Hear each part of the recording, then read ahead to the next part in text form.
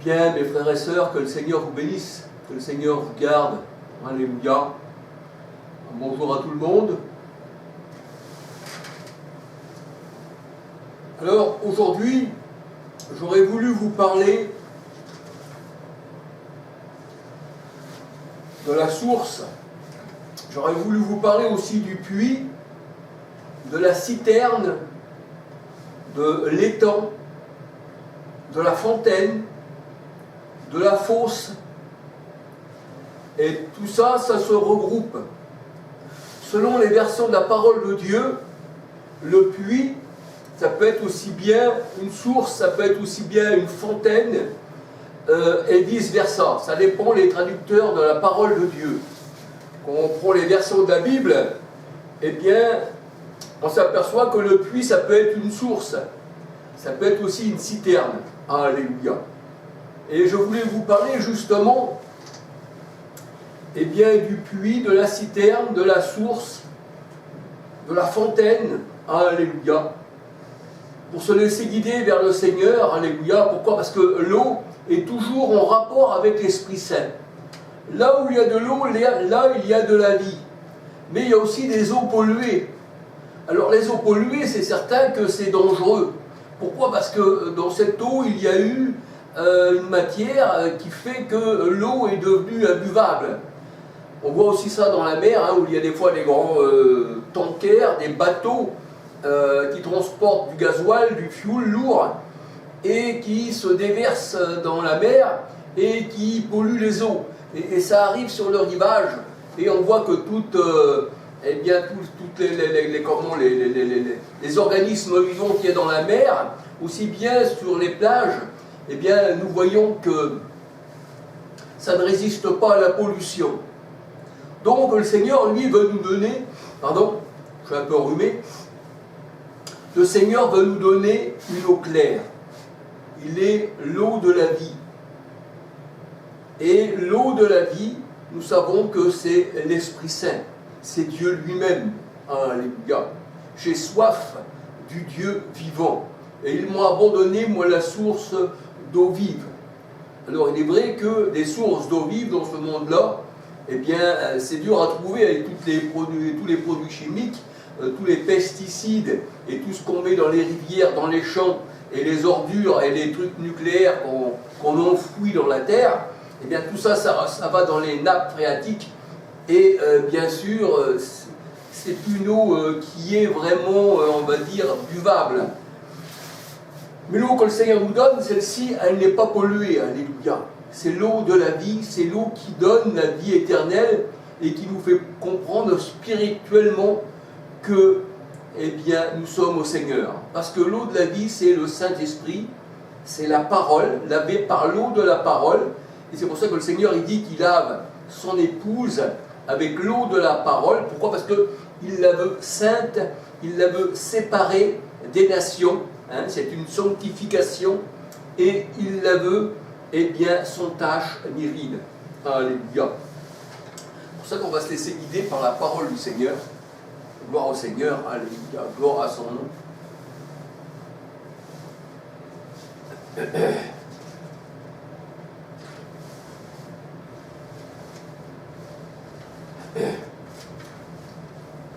Alors, comme je vous disais, selon les traductions de la Bible, selon les traducteurs, de ceux qui ont traduit la parole, eh bien, pour les uns, ils ont mis puits, pour les autres, ils ont mis citerne, pour les autres, ils ont mis source, pour les autres, ils ont mis réservoir, pour les autres encore, une fosse, un étang, une fontaine, enfin, voilà, et vice-versa. Alléluia.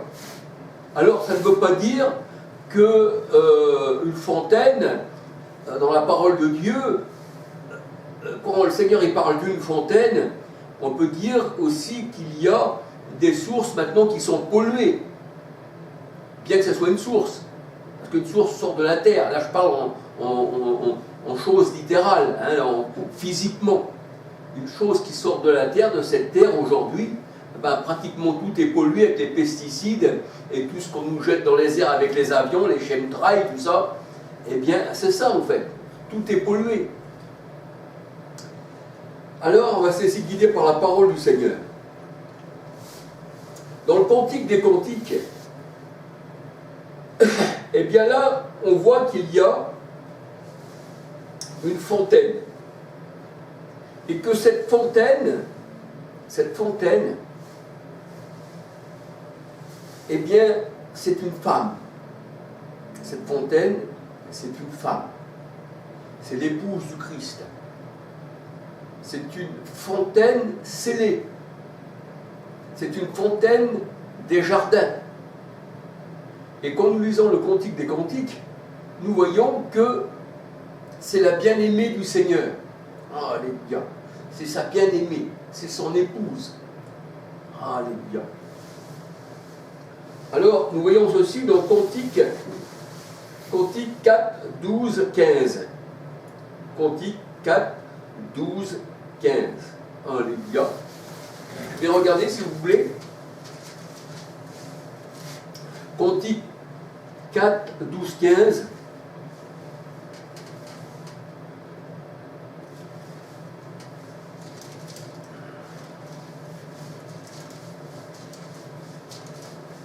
Cantique 4, 12, 15. Voilà ce qui est écrit. Alléluia. Tu es un jardin fermé. Tu es un jardin fermé, ma sœur, ma fiancée. Une source fermée, une fontaine scellée. Tes jets forment un jardin où sont tes grenadiers. Alléluia. Et Cantique 4, 15, 16, une fontaine des jardins, une source d'eau vive. Verset 16, Cantique 4, 16, lève-toi, Guillon, viens autant souffler sur mon jardin et que tes parfums m'exaltent. Alléluia. Et Cantique 8, 16, nous voyons que la parole de Dieu nous dit, Cantique 4, 16, Cantique 4, 16, oui, Cantique 4, 16, nous dit, voici que, là c'est la source qui parle, que mon bien-aimé entre dans son jardin et qu'il mange de ses fruits d'excellence. Alléluia. Et Cantique 5, verset 1, j'entre dans mon jardin, ma sœur, ma fiancée. Voilà. Alors, ça, c'est la voix du bien-aimé. Alléluia. Cantique 5, verset 2. Alléluia. Hein, c'est le bien-aimé qui frappe. Alléluia. Et nous voyons que la source, donc, c'est une femme. Hein, c'est une femme, c'est la bien-aimée. Alléluia. La bien-aimée du Seigneur, l'épouse du Christ, on va dire. Et la parole de Dieu nous dit que nous sommes nous-mêmes un jardin arrosé. Et nous sommes un jardin arrosé, mais bien que nous soyons un jardin arrosé, dans Ésaïe 58, verset 11, il nous est dit que nous sommes aussi une source. Alléluia. Nous sommes aussi une source. Nous sommes un jardin arrosé, Ésaïe 58, verset 11, et Jérémie 31, verset 12. Alors ce jardin, bien sûr, qui est arrosé, eh bien, c'est le jardinier qui s'en occupe. On peut dire c'est le Seigneur Jésus-Christ qui est le jardinier. Jean 20, verset 15. Cantique 4, verset 16. Cantique 5, verset 1.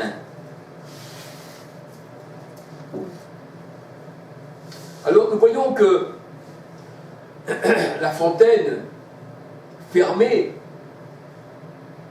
la source scellée, la fontaine scellée, la source d'eau vive, eh bien on peut dire que c'est Jérusalem. Alléluia. C'est Jérusalem. Et nous voyons ceci dans Cantique 6, versets 1 à 4. C'est Jérusalem. Cantique 6, 1 à 4, je vais bien regarder. Cantique 6, 1 à 4, Alléluia. Alors je vais vous le lire si vous voulez. Cantique 6, 1 à 4, où es-tu allé? Où est allé, pardon, ton bien-aimé?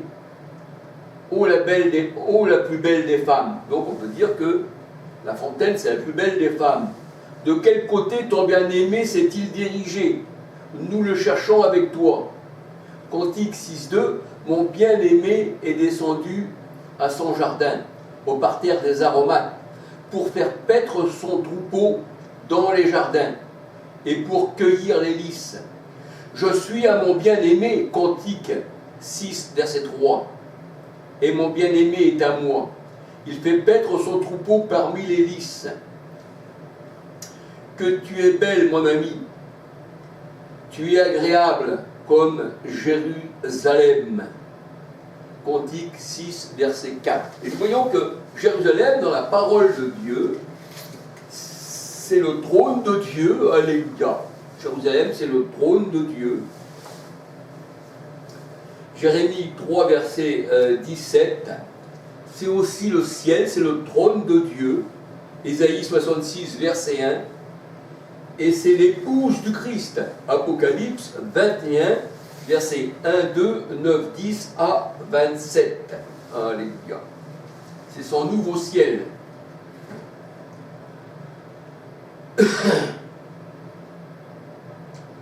Alors, c'est pour ça que le Seigneur nous dit qu'il est lui-même la source, en fait, aussi. Il est la source.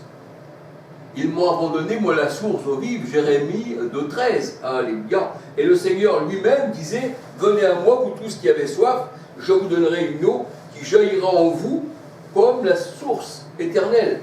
Cette source-là, elle jaillira en vous. Alléluia. Une source qui jaillit. Alors, la source, le puits, la fosse, la fontaine, eh bien, ça peut être aussi symbolisé, selon certains cas, je dis bien, aussi comme une prostituée. Parce que nous voyons que là, la fosse, la parole de Dieu, nous voyons que c'est une prostituée. Dans Proverbe 23, verset 27.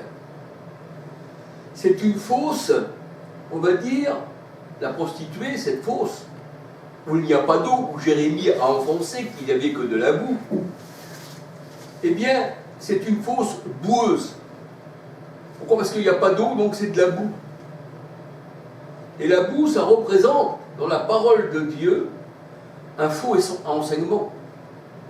Ça représente un faux enseignement parce qu'on voit que Paul, quand il était chez les pharisiens, il dit « Je suis hébreu né d'hébreu, je suis de la tribu de Benjamin. » Il avait été élevé au pied de Gamaliel, mais il dit ce qu'il avait reçu des pharisiens, il regarde tout cela comme de la boue. Alléluia. Donc la boue, ça représente l'homme aussi, mais ça représente aussi un enseignement erroné. Philippiens 3, versets 4, 5, 7, 8. Et nous voyons que Jérémie avait été jeté dans une fosse où il n'y avait que de la boue. Jérémie 38, verset 6. C'est pour ça que la parole de Dieu, il faut la prendre spirituellement, parce que c'est spirituellement qu'on juge. On ne peut pas la lire littéralement. Alléluia. Et nous voyons que dans Ésaïe 57, verset 20, les méchants sont comme la mer qu'on agite. Les méchants sont comme la mer agitée, qui ne peut se calmer et dont les eaux soulèvent la vase, c'est-à-dire la boue, et le limon. Ésaïe 57, verset 20. Alléluia. Et là, nous voyons que le Seigneur, quand il rentre dans la synagogue, un jour de sabbat, bien sûr, personne ne devait travailler, c'était un jour de sabbat. Et là, il prend comme symbole des brebis qui étaient tombées dans une fosse, et qui, malgré que c'était le sabbat, si elle était tombée dans la fosse, il fallait quand même la retirer, cette brebis. Et vous, on ne pouvait pas la laisser, même si c'était le sabbat, il fallait, à plus forte raison, le Seigneur dit, ne fallait-il pas que je guérisse cet homme un jour de sabbat? Mais la brebis dans la fosse, eh bien, elle est aussi un symbole de celui qui s'est laissé surprendre et qui s'est fait prendre par cette prostituée qu'il ne dit que des mensonges, cette fausse doctrine de pharisiens qui ont mis les gens dans la fosse. Et le Seigneur devait chercher ses bœufs et ses brebis, et bien, un jour de sabbat, hein, qui était même dans cette fosse. Alléluia. Donc on peut dire que dans Matthieu 12, versets 9 à 15, le Seigneur prend eh bien, la fosse pour, en même temps qu'il guérit ce malade, eh bien, il prend en même temps la fosse. On voulait dire qu'il fallait enlever les brebis qui tombaient dans la fosse. Et dans Matthieu 12, versets 9 à 15, et dans Luc 14, 1 à 6, il dit qu'il y a des brebis dans la fosse, et le Seigneur a dit, vous êtes mes brebis, vous, mes enfants, c'est-à-dire d'Israël, hein, vous êtes mes enfants, vous, mes brebis, alléluia. Vous êtes des hommes, vous, mes brebis. Et là, nous voyons que ceux qui étaient tombés dans la fosse, eh bien, c'était dans la fosse des pharisiens, en fait. Alléluia. Et que le Seigneur prend comme symbole ces brebis, Ézéchiel 34, verset 31, vous les hommes, hein, vous êtes des brebis, dit le Seigneur. Et on voit que les bœufs qui étaient tombés dans la fosse, ou les brebis, eh bien, les bœufs, ça représente aussi les enfants de Dieu, donc 1 Corinthiens 9, 9. Alléluia. Pourquoi? Parce que les pharisiens étaient aveugles. Ils se disaient voyants, mais ils étaient aveugles. Le Seigneur a dit, puisque vous dites que nous voyons, alors votre péché demeure. Et je suis venu dans ce monde pour rendre aveugles ceux qui disent voir, hein, rendre aveugles ceux qui disent voir, ils sont aveugles, mais voyons ceux qui disent qu'ils ne voient pas. Pour ça que le Seigneur il est venu pour les malades d'ailleurs. Si je dis que je suis bien portant, le Seigneur ne viendra pas pour moi. Mais je dis Seigneur, je suis aveugle, alors il va me guérir. Et si je dis je n'ai pas besoin quand on me rende la vue, je vois clair, alors le Seigneur il dit, puisque vous dites que vous voyez, votre péché demeure. Alléluia. Jean 9, verset 39. Et comme ils étaient aveugles, et ces pharisiens qui guidaient les aveugles, eh bien, ils tombaient tous deux, hein, l'aveugle qu'ils avaient conduit, plus eux-mêmes qui étaient aveugles, ils tombaient tous deux dans la même fosse qu'ils avaient creusée, en fait.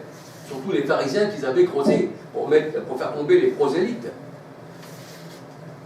Parce que le Seigneur, il dit, vous faites tout pour faire un prosélyte, mais lorsqu'il est devenu, eh bien, il est devenu pire que vous. Alléluia.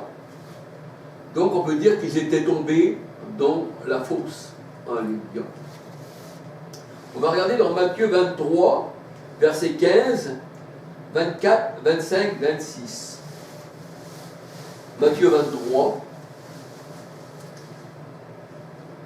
Matthieu 23,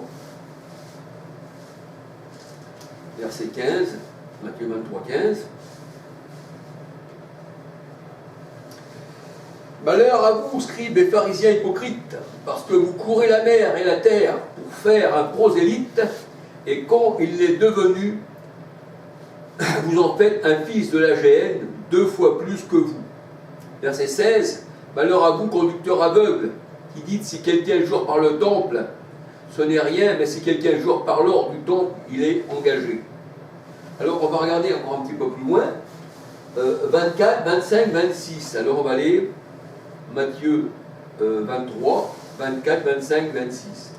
Conducteur aveugle qui éliminait le moucheron et qui avalait le chameau. Malheur à vous, scribes et pharisiens hypocrites, parce que vous nettoyez le dehors de la coupe et du plat, alors qu'au-dedans, ils sont pleins de rapine et d'intempérance. Pharisiens aveugles, nettoie premièrement l'intérieur de la coupe et du plat, afin que l'extérieur aussi devienne net. C'est-à-dire c'est l'intérieur de l'homme qui doit être déjà premièrement nettoyé pour que l'extérieur devienne net. Tu as beau avoir une belle apparence, mais si le dedans de toi n'est pas au Seigneur, si ton cœur n'est pas circoncis, si tu as encore des mauvaises pensées dans ton cœur, eh bien tu n'es pas quelqu'un de net devant le Seigneur. Il faudrait mieux encore que tu aies les mains sales, que tu manges avec des mains sales, que d'avoir les mains lavées, comme les pharisiens faisaient, et puis que l'intérieur du cœur, eh bien, était, on va dire, ténébreux. On voit ceci dans Marc 7. Si on lit tout Marc 7, nous voyons que le Seigneur, eh bien, reprend les pharisiens. Alléluia. Donc, on voit que c'était des conducteurs aveugles qui coulaient le moucheron, mais qui avalaient le chameau.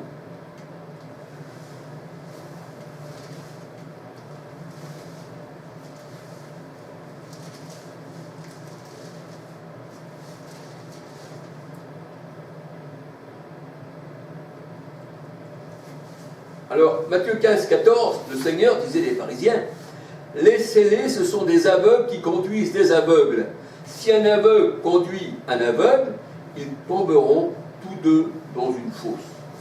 Et il y a même des passages de la parole de Dieu qui dit, ils tomberont dans la fosse qu'ils ont creusée. C'est ça les fossoyeurs, c'est ça qui travaille pour la mort. Parce que la fossoyeur, lui, il fait des tombes. C'est ça, hein, pour ça que le Seigneur a dit, vous ressemblez à des tombeaux blanchis. Alléluia.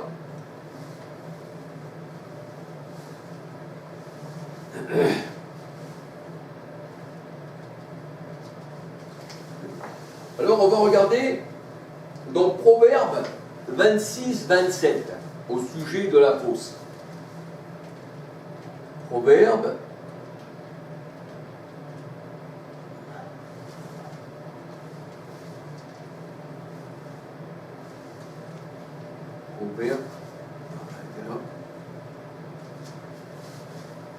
26-27.